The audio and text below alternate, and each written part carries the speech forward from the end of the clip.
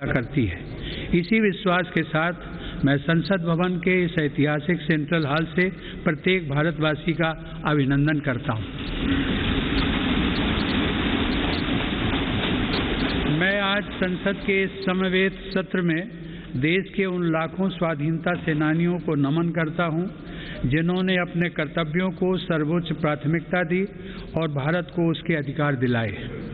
आज़ादी के इन 75 वर्षों में देश की विकास यात्रा में अपना योगदान देने वाले सभी महानुभावों का भी मैं श्रद्धापूर्वक स्मरण करता हूँ।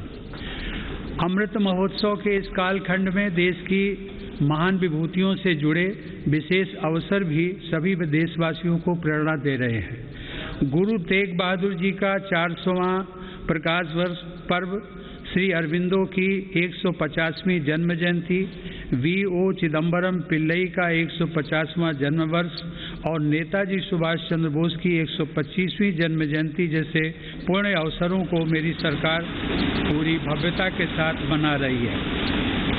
सरकार ने इस वर्ष से गणतंत्र दिवस समारोह को नेताजी की जयंती पर 23 जनवरी से ही मनाने की शुरुआत की है।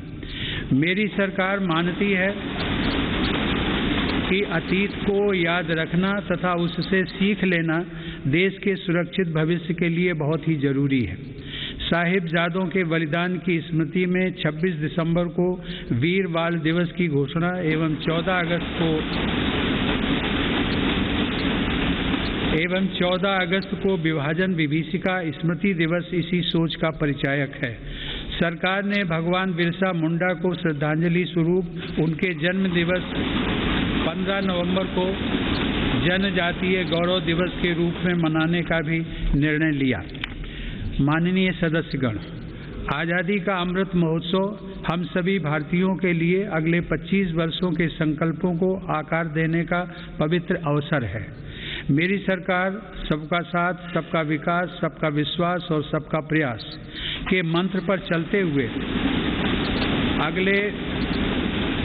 अगले 25 वर्षों के लिए मजबूत बुनियाद पर तेजी से काम कर रही है। इस बुनियाद का सबसे महत्वपूर्ण संकल्प एक सर्वसमावेशी, सर्वहितकारी, सशक्त भारत का निर्माण और देश की आत्मनिर्भरता है।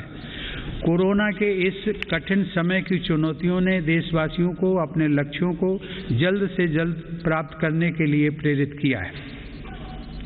माननीय सदस्यगण, कोरोना महामारी ने पूरी दुनिया को प्रभावित किया है और भारत में भी हमारे बहुत से अपनों को हमसे छीना है।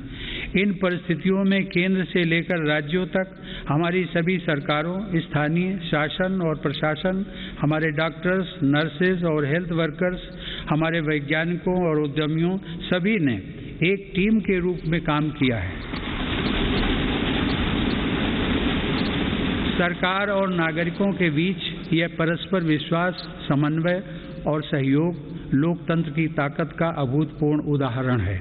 इसके लिए मैं देश के प्रत्येक हेल्थ और फ्रंट लाइन वर्कर का, हर देशवासी का अभिनंदन करता हूं। कोविड-19 के खिलाफ इस लड़ाई में भारत के सामर्थ्य का प्रमाण कोविड